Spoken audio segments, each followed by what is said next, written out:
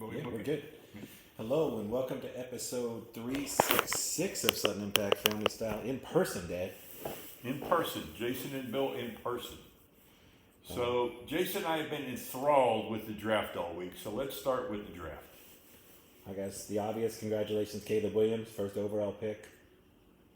The next Patrick Mahomes is what they say. He's going to a very nice situation. DJ Moore, Keenan Allen, Cole Kmet, and the number 9 pick, Rome Odunze. Looking pretty good for him. Looking real good. 6 quarterbacks in the first how many picks? First 12 picks. 6 quarterbacks. Pretty incredible. Don't know if I agree with 6 quarterbacks going that early, but then we didn't have another one until Spencer Rattler, I think, in the 5th round, right? In the 5th round. So everybody got what they wanted, I think. Jason and I are very ecstatic about the Steeler draft, so I'll let him talk about the Steeler draft. We're very bullish on the Steeler draft. Well, let's go through give our thoughts in general on the draft. Who do we like? Who we didn't like? I mean, Jaden Daniels went 2, Drake May went 3, Marvin Harrison went 4, Ataka went 5. So went almost chalk, right? Right. The Giants, who were kind of a wild card, they went with Malik Neighbors. They're incredibly talented, very confident, speaks in the third person about himself, LSU receiver. Malik Neighbors will do this, Malik Neighbors will do that, which is probably a good sign for a wide receiver. The Titans went offensive line, which we kind of expected. Mm-hmm. And then, obviously, I think we can't skip talking about Atlanta and their number 8 pick. Surprisingly, you signed Kirk Cousins to a king's ransom. 4 years, $180 million, $100 million guaranteed. So you're not getting rid of him next year. So, and then you draft Michael Penix, who you think is your generational quarterback. I don't know. Maybe he is. Maybe he isn't. But it raised a lot of eyebrows since you've already invested. You know, contrast it with the Steelers' $4.5 million quarterback room, and Atlanta's $1 million plus quarterback room. Yeah. Now, the GM's explanation is that Michael Penix was the number 2 rated quarterback on their board, and they thought he was too great to pass up. And then while Kirk Cousins they are very happy with and see him as a starter for now, he's 36 years old, coming off an injury, they wanted a backup. But if you watched Arthur Blank, who was a very cartoonish looking man in real life, but if you watched him in the draft, he seemed shocked.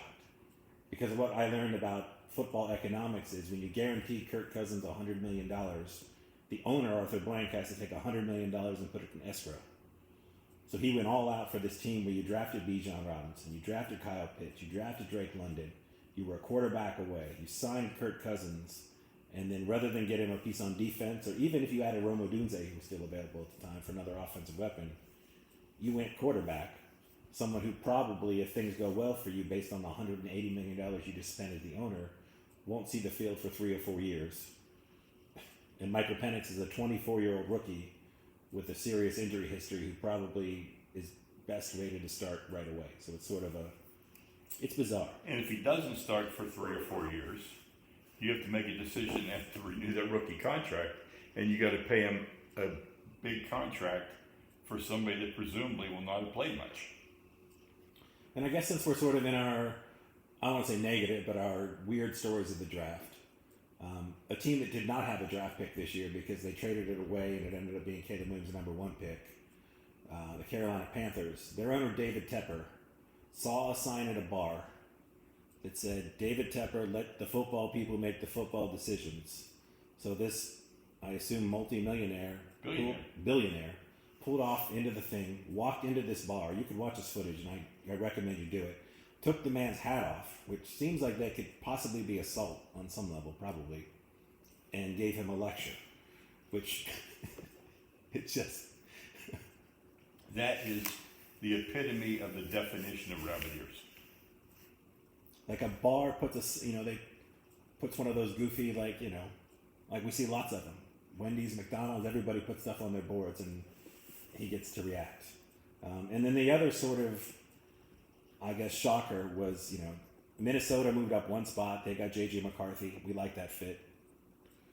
But then the last quarterback, the 6th, taken at pick 12, was Bo Nix, who many people thought was a second-rounder, let's just call him Kenny Pickett-esque sort of career backup.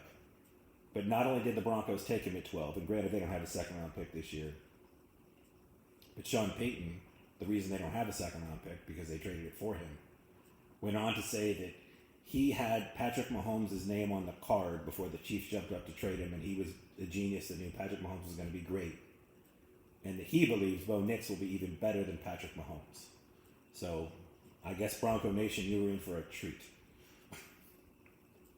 And that's the most outrageous statement I've heard, not coming out of somebody named Donald Trump. It's pretty insane. And again, there's people that have backed him up in the Saints organization, saying that he did in fact love Patrick Mahomes, was going to draft him at 12, and wasn't expecting anybody to jump ahead of him. So I guess that's sort of the story, is either checked out or he has enough friends in the media that have backed him up. But assuming that Bo Nix, who's been in college for since the 90s, I think, is going to be the next Patrick Mahomes, it seems a bit out there. And I think we went 14 straight picks just offense, which is also another record besides the 6 quarterbacks. And our first defensive pick was not the linebacker from Alabama. It was not. He was the 3rd defensive player picked, because we had Byron Jones, we had the Texas defensive tackle, and we had Latu Latu, went to Seattle at 15. And I think, we talked about this before, but I think the best thing about the NFL and the NFL draft, which we'll talk about the coverage in a second here, is that it's hard not to walk away from the NFL draft with hope. All 32 teams are probably, I read the Pro Steeler articles, I read some of the other teams' articles, and everybody had a perfect draft class no matter what Mel Kiper says. Everybody had an A. They all have one undrafted free agent rookie who they're all excited about. Everybody loves their first round pick. Like, it's a great business model, and it works really well, right? Yeah, and I mean, and all during the draft, they were promoting the schedule release. The next big thing. So I want to do a compliment sandwich for the NFL. They were first off, they're going to allow guardian helmets, which if you don't know is sort of the pad that sticks on top of the helmet.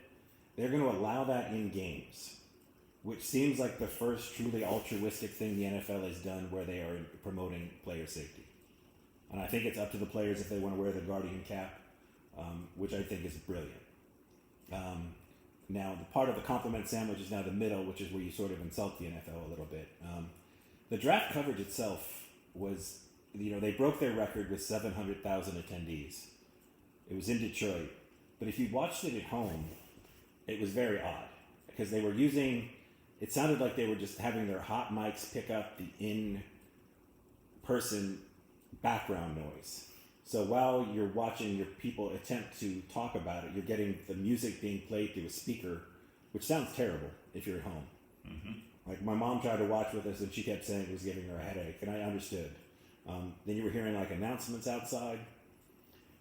What they did is, they incentivized people that the goofier you dressed up for your team, and the more enthusiastic you would be, you would get a spot up front. So when the Cardinals picked, they would show 10 to 15 Cardinals fans wearing outrageous outfits. We had all the ring heads for the Lions and some other teams. Yeah. And it felt very overly produced on the one hand, and then, like I said, the audio was so bad and so poorly done on the other hand. It was kind of shocking.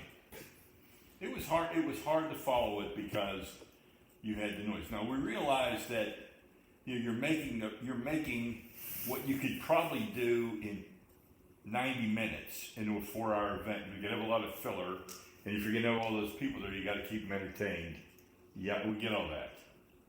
But we're just saying that, no matter how much music you play, no matter how many celebrities are there, it's still the NFL draft. And if you're not into a team and you're not into the draft and what it can do for your particular team, you're not going to go and you're not going to watch.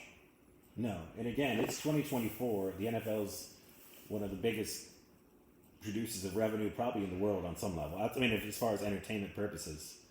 And for the audio to be as bad as it was and some of the presentation elements, it was kind of... And I know, given my background, that may seem like I'm getting nitpicking, but I'm like, if you watch it, it was really bad.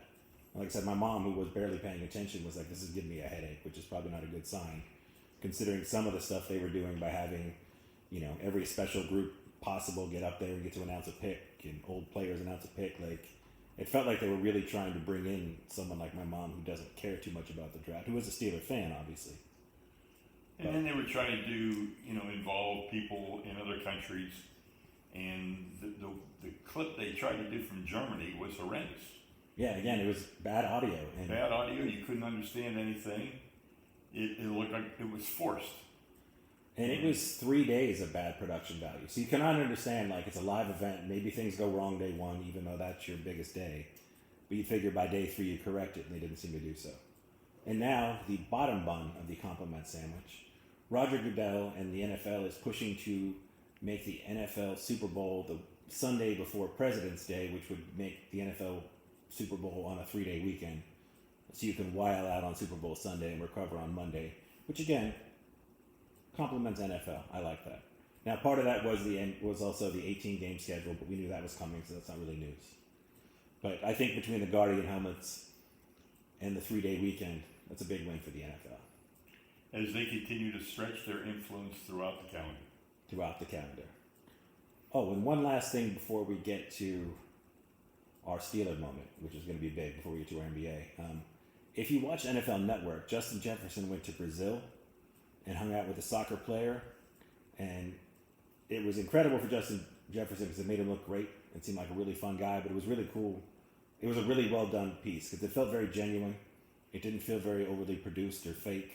It felt like Justin Jefferson was there eating not Texas Tea Brazil, that's the American version, eating Brazilian food, attempting to play foot volley. And he was pretty good at foot volley. Yes, even though he used his head more than his feet. Yeah. And he played soccer with the soccer star. The soccer star put on his uniform. He put on the soccer star's uniform. But again, it felt very real, very genuine, and I really enjoyed it. He was very warm, very engaging, and he did himself a lot of favors. If I was a potential sponsor looking for an endorser, I'd have to take a hard look at him now, just because of the way he interacted with people and his smile and how engaging he is. Exactly. And the fact that he might be the best wide receiver in football doesn't hurt your dollar sign either, as far as an endorser. All right, now to the favorite part of our Pittsburgh-ish podcast from time to time. We love the Steeler draft. A quick recap, they went Fontanatu, the tackle from Washington, in the first round. They went Zach Frazier, offensive center, in the second round. They took they took two Wilsons in the third round, a linebacker and a wide receiver, and then they went offensive line again in the fourth round. And then they had defensive tackle in the sixth round. It seems like the Steelers were targeting athletic scores, which they all tested highly on, and wrestlers. Aggressive wrestlers. And they were big on people that excelled in two sports. Not just, even the other guy that wasn't a wrestler was a volleyball player. They wanted people that had, that sort of multiple skill set. And what we really like about the Steeler moment, and Arthur Blank came out today and said, we are not going to be a predictable offense. We're going to have a lot. We're never going to get stale. Is between Broderick Jones last year, the picks this year, signing Siamalu, drafting Darnell Washington. It feels like for the first time since the Killer Bees, the Steelers' offense is going to have an identity. They're going to attempt to beat you up and occasionally trick you with play action. I'll go one more. For the first time since the Killer Bees, it appears the Steeler offense is going to have an offense. Yeah. And today, Jaylen Warren, who's a very nice man, came out and they asked him, what is the difference between the quarterback room last year and the quarterback room this year? He said, night and day. We have vocal leaders who know what they're talking about. Which, I guess you could say shots fired or spill the tea, however you want to, whatever modern day slang you want to throw. But I think the stuff that was going on in that Steelers locker room between the offensive coordinator and the quarterbacks they had in that room was very toxic. And this is a team that made the playoffs and won 10 games. So we are very excited. And then if we weren't excited enough, we were watching NFL Network this morning, and they had 3 hosts on. And the third host picked Wilson, the linebacker, to be defensive rookie of the year, who the Steelers picked, and Wilson, the wide receiver, to be offensive rookie of the year, who the Steelers took. So we're smiling ear to ear as Steelers fans at this point. Very, very nice way to spend time together and watch the draft. It was. But I guess technically now we should be talking about where the NBA is currently. As we have the Knicks up by 5 with 27 seconds left over Philly. And this would give the Knicks a 3-1 lead. And, Embiid has been really impressive, right? Yeah. He's suffering from Bell's palsy, which I didn't even know what it was and had to Google it to finally understand how rough that was. He's got the knee injury. He still put up a 50-piece and led his team to victory the other night. It doesn't look like they're going to win this game, barring a miracle, but it was just really nice to see. Good for Embiid. The Knicks are the better team here. They are the better team. The Timberwolves beating the Suns 3-0 in Game 4 is today. Look for a coach firing and a general manager firing in Phoenix. My prediction is Isaiah Thomas will take over as the general manager, hire somebody, and I'm not going to be surprised if the coach would be named Izzo due to the owner and due to Isaiah. Watch this one unfold. And if Isaiah Thomas becomes general manager, I say the Suns are on the decline. The Suns are in a rough place. They pretty much have sold the farm for the combination of Devin Booker, Kevin Durant, and Bradley Beal. And that threesome, along with Grayson Allen, who unfortunately got hurt and is out for the rest of the playoffs, just doesn't look like they can get it done. I think the most intriguing series for me still is, even though it's a 3-1 Denver lead, the Lakers have, what stats do we see? They've led for over 70% of the playing time, which is incredible. It's incredible. To be down 3-1 and have led in games 70% of the time. Jokic has continued. Jokic put up a 33, 14, and 14 in the loss to the Lakers on the Lakers court facing elimination. So odds are Denver goes home Monday night, April 29th. They take care of business because it's harder to it's even harder to sustain in the altitude where Denver's used to. But this does not look quite like the same Denver team that rolled through the playoffs last year and beat everybody. Jamal Murray's looked a little bit off. He's still got the lower leg injury. They don't have a Bruce Brown. So I'd still keep an eye on that series. Unfortunately for the Pelicans, Zion is Zioning, which means he's not playing. And those Thunder are up 3-0, and they look awesome. And what I really like about them is they are really a team. They are a unified team that likes each other, roots for each other.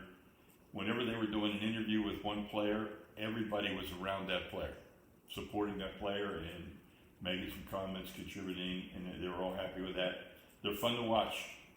I think they're too young to go much further, but they're going to win this first series. And I feel bad for the Pelicans because I like that team. And with Zion, they're just so much different. But no Zion. No Zion.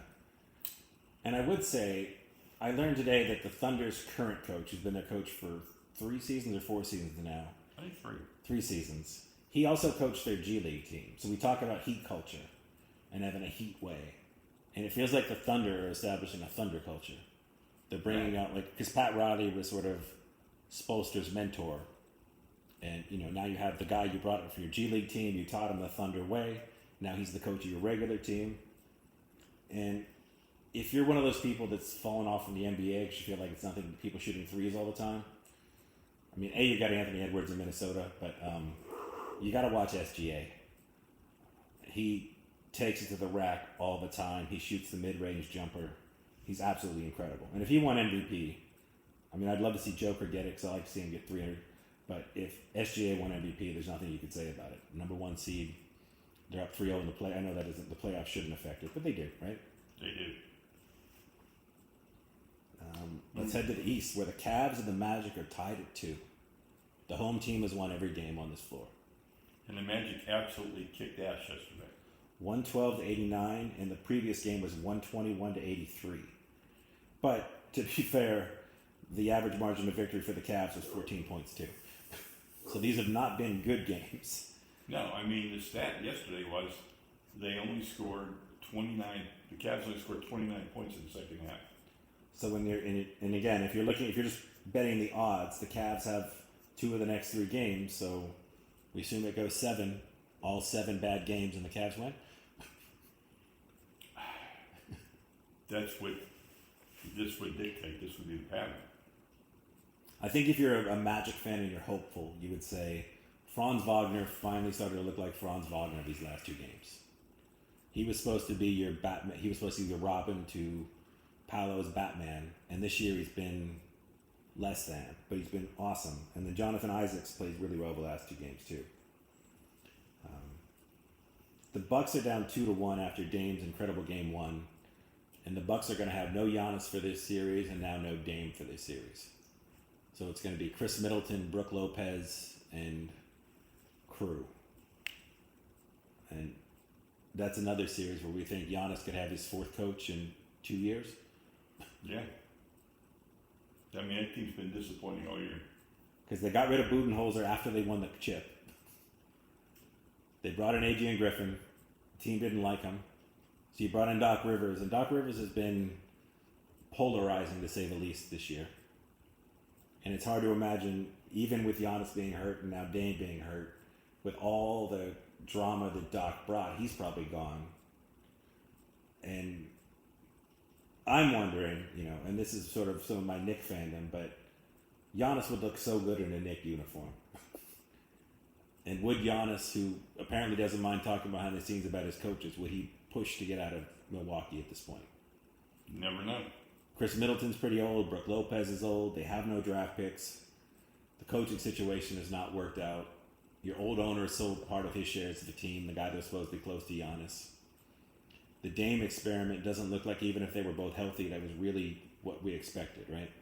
Mm-hmm. Even though they were the 2 seed this year, it just didn't, or the 3 seed, it didn't feel like that was the answer.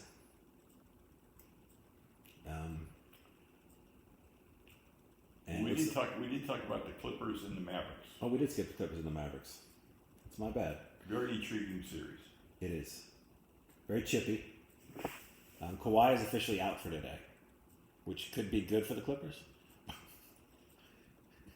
mean, it's hard to say. It's an interesting series. I'll leave it at that. Let's go Boston, Miami. I think Miami, without Jimmy Buckets, that was a 1-game letdown by the Celtics. Yeah. I'm still thinking 4-1. Celtics won the first game 114-94. They won yesterday's game 104-84, and it was never that close. And the Heat beat the Celtics in Boston 111-101 in game 2. But the Heat broke their franchise record for 3s attempted and 3s made. And that just felt like, Boston took their foot off the gas a little bit, and the Heat had an absolutely historic Heat shooting night, literally and figuratively. That was incredible. And they never really stood a shot. No. So we feel like outside of 2 series, and that would be, the famous Clippers-Mavericks series, we're probably leaning Mavericks, right? They're up 2-1. I would say. And then the crazy Cleveland-Orlando series seems like it could go. That could easily go 7. That's a nice matchup. It's a fun back and forth. We'll see. The Cavs go home now. We'll see if they regroup and play better. I'm assuming they're going to play a lot better than their last game. So if you were doing a percentage, just based on, because it seems like most of these series you would say are wrapped up, and the Nuggets now have 2 games at home and a game on the road to close out, how shocked would you be on a scale of 1 to 10 if the Lakers took that series to 7? How shocked would I be? On a scale of what? 1 to 10, let's just say. 8. Maybe I'm just buying in, like I said, the stats don't look good for the Nuggets. The Jamal Murray sort of being partially injured, and LeBron just playing like a man possessed. And Anthony Davis has been phenomenal in this series. I mean, we got to shout out. Like Anthony Davis has been great. My shock value, honestly, would be at a 3. Okay. I just, like you said, the Lakers have led 70% of the minutes of the series, and I think they're pretty good. I don't know. Well, I'm still thinking it's going to be Denver and Boston. If it's not, I think Minnesota's showing me they could be the surprise team. Yeah. And I think as far as under 30 players, I mean, partially because, SGA is Canadian. Anthony Edwards is far and away the best American player. I don't even think it's close. I don't think it's Devin Booker. I don't think it's anybody. I think it's Anthony Edwards, because he is he can do everything, and he seems like he's got just that killer instinct. Like, for as He's jovial shown as he me is. unbelievable. Yeah. That's a very nice team. They're my dark horse. But I like the way Oklahoma State's playing. I mean, this next round, if it's Dallas, Oklahoma City, Minnesota, and Denver, right? Denver, wow. Both of those series are outstanding. Outstanding. And when we get to our food moment, we'll mention that we had sweet tea. Because we're watching Luka score the first 4 points of this game, where they can maybe get up 3-1 on the Clippers at home. Because Luka apparently looks like he still likes sweet tea. Luka looks like he's on a 3,000 calorie a day meal diet plan. He does. And part of that is sugar. Nice pass, though. Yeah. I mean, he's still incredible. So there's no knocking him for that. Do we bother with a pirate minute for you? No. Okay. Not until Paul Skeens comes up. Yeah. Once the NBA playoffs are over and we're done with our draft hype, we'll probably get into a little bit of baseball. Although Ohtani crushed the ball 450 feet the other night, was pretty impressive. Yeah, whether or not he's really a bad gambler, we'll never know, or at least not for a 30 for 30, 20 years from now, but he's absolutely a phenomenal player. We had a shared food moment this afternoon while we were moving stuff into your new house. Yes, we went to Slim Chickens, which we had never heard of, and we walked in there and it was packed. I mean, the drive-thru was packed, the restaurant was packed, and we ordered, thought the food was really good, and then we were blown away to find out that there's like hundreds of Slim Chickens globally. Yeah. So not just in the U.S., but in England and different places. And we were blown away by that because neither of us had ever heard of Slim Chickens before. No. There's 3 Slim Pickens in North Dakota. And only 1 in Fargo. So there's 2 other cities in North Dakota that have this place called Slim Pickens. Slim Chickens. Slim Chickens. Slim Pickens is It's easy to get caught into that. Yeah. Because Slim Pickens is the one that comes to your mind. As the famous blues musician, yeah. But our only knock was the French fries could have been a little crispier.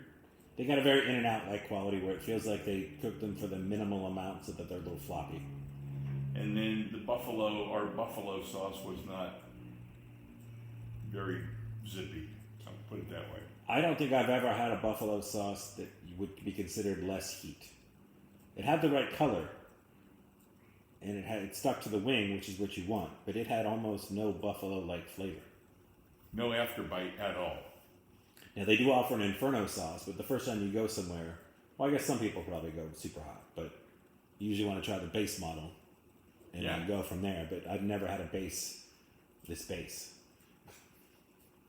It was almost like if on a scale of 1 to 10, the heat would be a 0.2. And that might even be above what it was.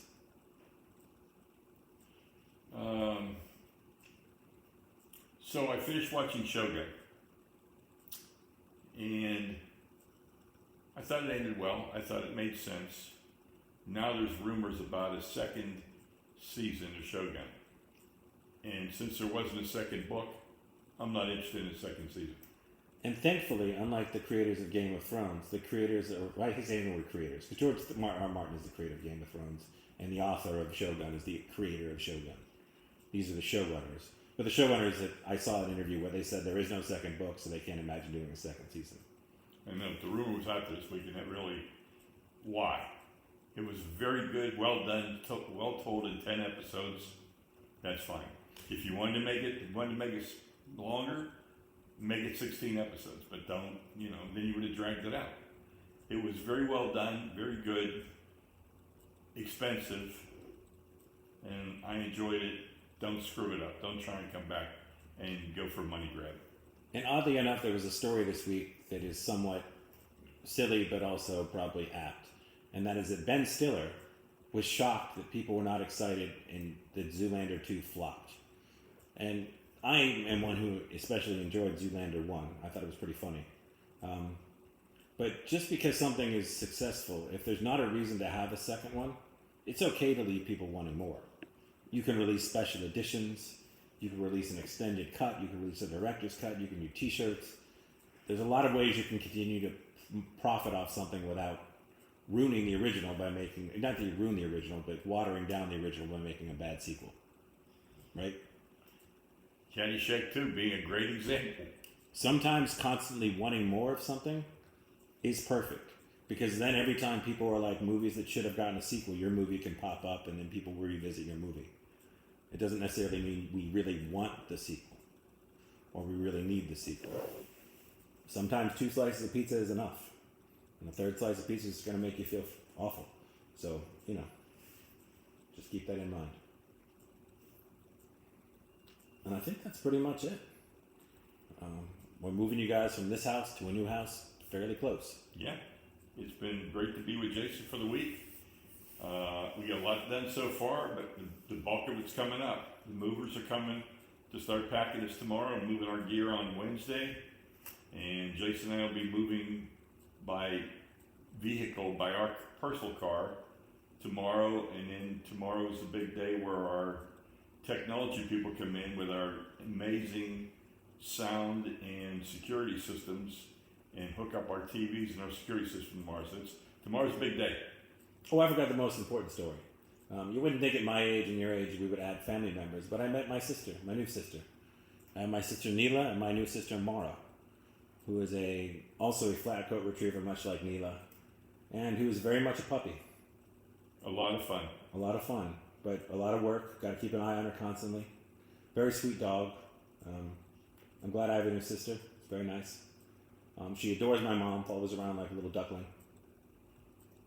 And it's just been nice having another dog in the works. But it does make you feel like, you should always borrow a friend's dog before you get a dog. Yes. I think that's sound advice. I'm sure there's many friends that would love to have their dog set for them for a weekend.